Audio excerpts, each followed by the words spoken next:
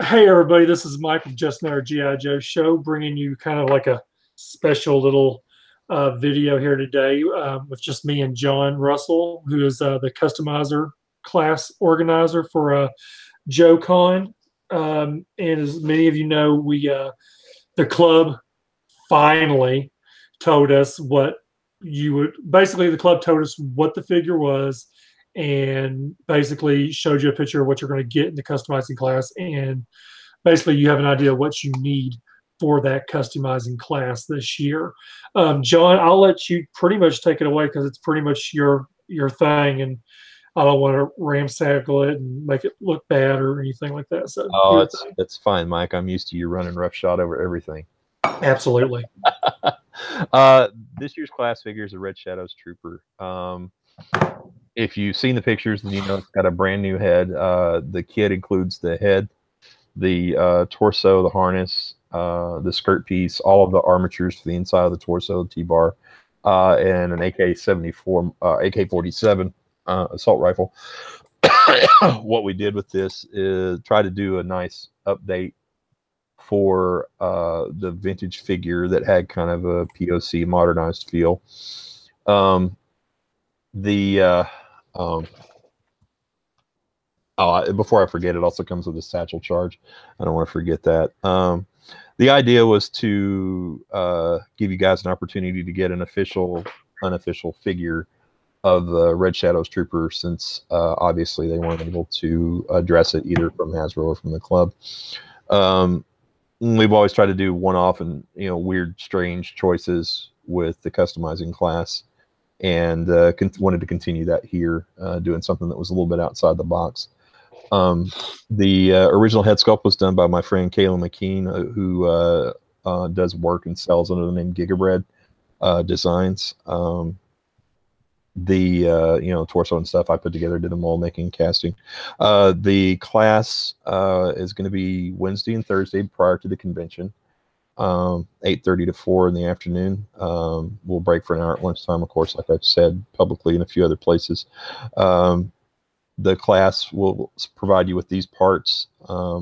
There is an additional part, which you guys will get additional accessory, that is not going to be shown until the class, that you'll get for building your figure in the class, to discourage people from just showing up, taking their parts and running off to scalp them. So usually this is some kind of weapon, but what it is this year remains to be seen publicly. So the class will supply all the basic paints. We use Testors Model Master acrylic, a couple of different sizes of brushes, 20-0 liner and a number 1, that will address pretty much any need that you might have. But if you have special brushes of your own that you like, feel free to pack them in your luggage and bring them on in. Same thing, if you like a particular brand of paint, bring that on in, that's fine. I'll have super glue, X-Acto knives, Excel, all that kind of stuff here, so that you'll be able to use anything that you need to assemble and complete your figure. Let me pull up the list of parts that I've listed for the potential build pieces. I don't want to tell you the wrong stuff. All right, potential choices for limbs on this guy that should be easy to get a hold of are the Retaliation Alley Viper, which are red with black trim, and the legs have a gray camouflage, I believe. And then the Retaliation Night Viper, which I also suggested for last year's build, the Dead Shadows Zombie. So if you happen to have an extra Target exclusive red Viper laying around, that would also be suitable. The high boots and the red legs. So, any of those will work fine. Also, if you're looking for a quick choice, you can swing by over at Marauder Task Force, Marauder Inc., and get one of the Task Force Command Ops figures. You don't have to get one with a head or anything like that, so that's a choice as well. I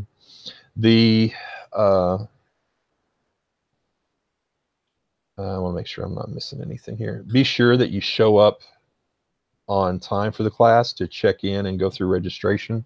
The club has a policy that if you show up more than 15 minutes late, you're not admitted to the class. So we're going to try to stick to that. If there's something out of your control, your flight starting late or whatever, text me on Facebook and let me know, and we'll work around it as best possible. The other thing is on Wednesday, be sure that you bring an identification of some sort with you because you won't have your badges yet.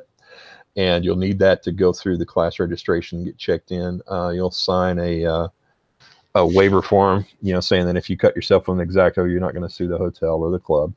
That's part of customizing. If you've done this very much, you know for sure that that's going to happen more, sooner or later to just about everybody. But in any case, that's more or less everything I had to cover with it. If you guys have any questions or anything like that, you can contact me on Facebook under J.E. Russell. You can also catch me at Chicken Fried Toys if you want to go through that. That's fine. If you have any technical questions, if you have any questions about the class format or anything like that, you can contact the club through their contact link on the page that Mike is showing right now. Contact right here, highlighted in red. That's right. There's also a link directly at the bottom of that picture that he's showing, so that there's a couple of places. If you have a problem with registration timing or anything like that, or I'm also go ahead. I was just going to say the class is sold out both days. There haven't been any seats available for a bit, so I'm glad to see that, and I'm looking forward to seeing everybody in Chattanooga. What were you going to say, Mike?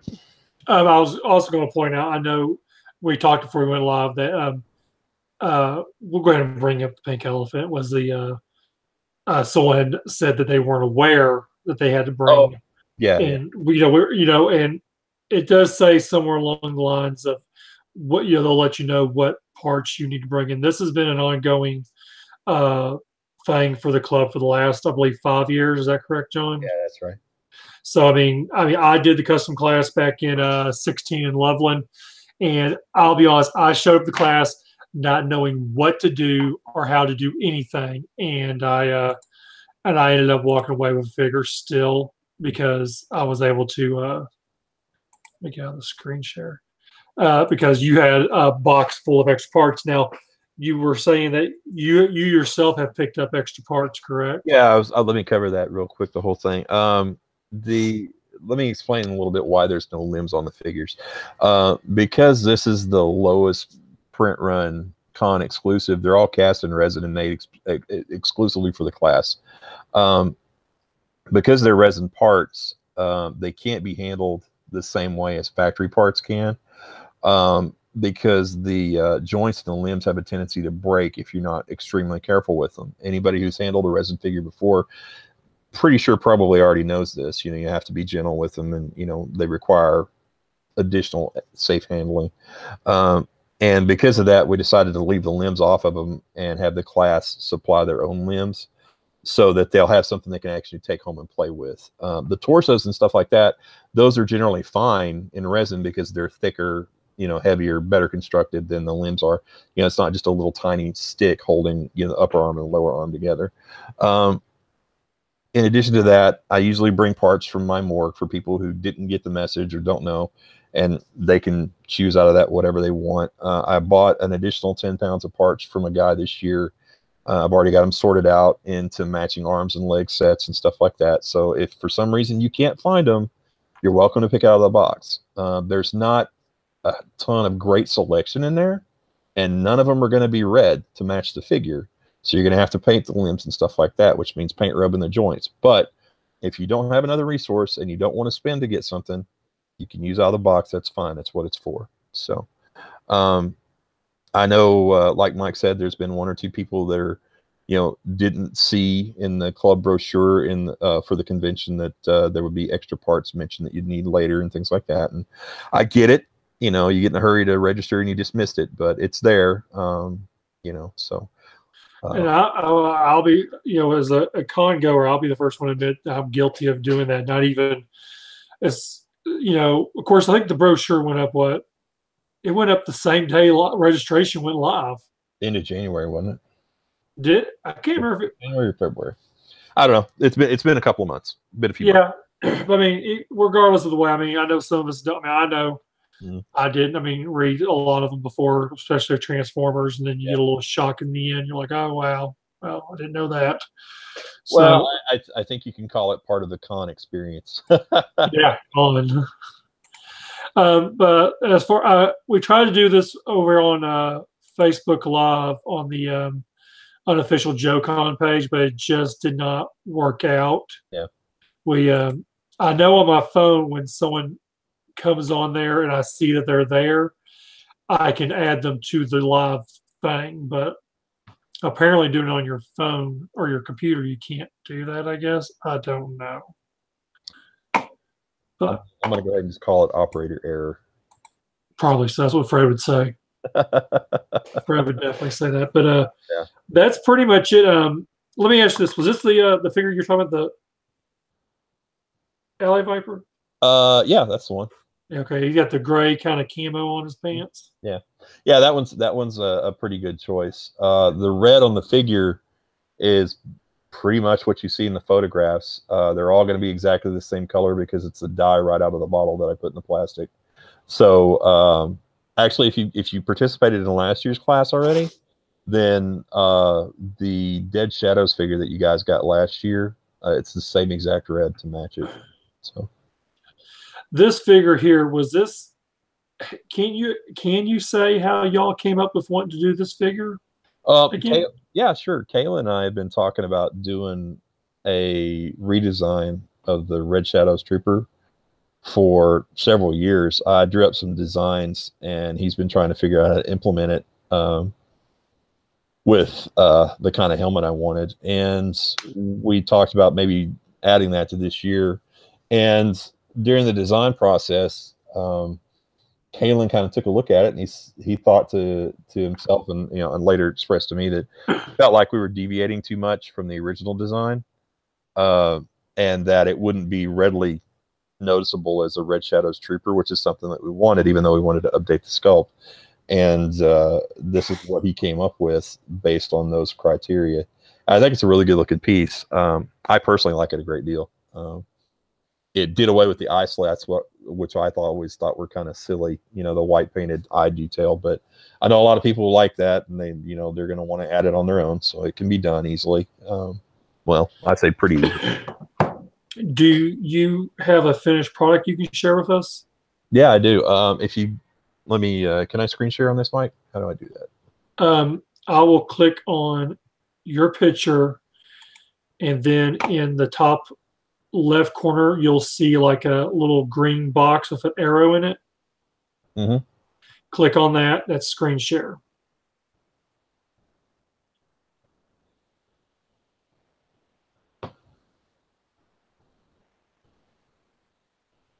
There you go.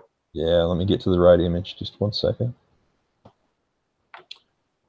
Okay. Oh, you posted the pictures online already. Okay. Yeah, there you go. Is that showing up now for you?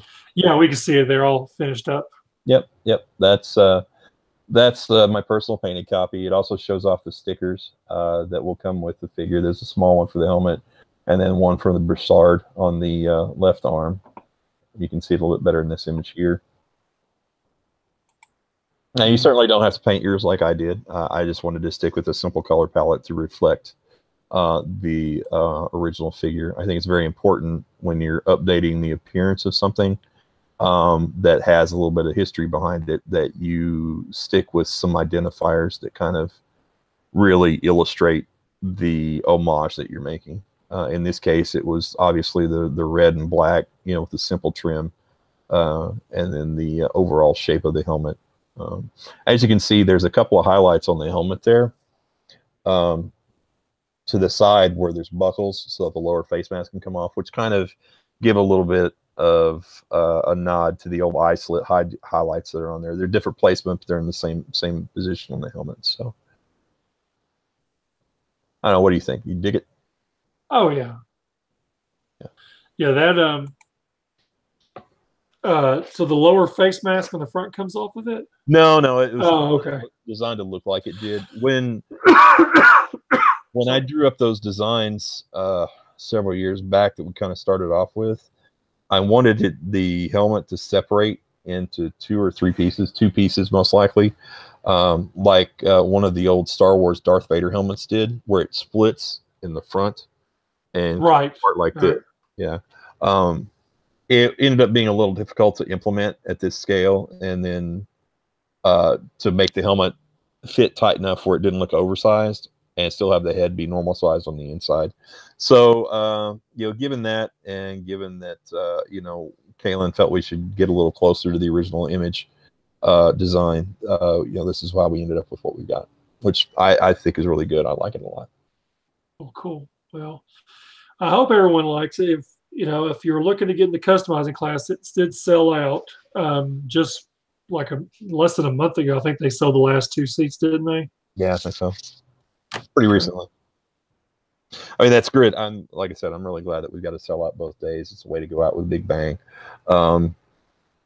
The bonus accessory for the figure, I think that a lot of people are going to be really excited about. It's very fun, very tongue in cheek. So in the past, when we've done bonus accessories, they've usually been bat pieces or weapons from video games and things like that. So the first class we held, the chef figure came with parts for a honeydew bats. Like when you get the honeydew list and you got a bunch of chores to do at home. Yep.